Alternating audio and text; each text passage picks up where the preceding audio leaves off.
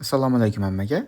Bugun sizlar bilan Italiya universitetlaridagi oshxonalar va ularning ichidagi menyular bilan tanishamiz.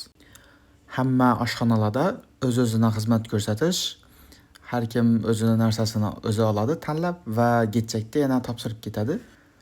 Hamisha ikki turdagi ovqat beriladi. Birinchisi pasta, ikkinchisi har sezonga qarab suyuq ovqat.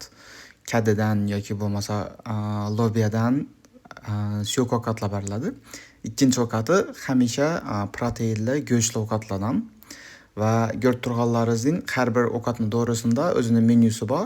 U ichida nima borligini shu yerdan ko'rib olsangizlar bo'ladi. Hamisha qaynatilgan sabzavotlardan ham qo'shib beradilar. Undan tashqari desert bor. Bu uchinchi ovqat desak ham bo'ladi. Xohlasak salat olishimiz mumkin, yo bo'lmasa shirinlik yoki meva olsa ham bo'ladi. Ovqatlarni olib bo'lib kassada o'tamiz va shu yerda pul to'lanadi. Lekin bizda stipendiya bo'lganligi uchun bu ovqatlar besplatno. Har xil soklar, napitkalar qo'yib qo'yadilar. Bemalol xohlagancha borib olib ichsa bo'ladi. Ba'zi oshxonani ichki ko'rinishi.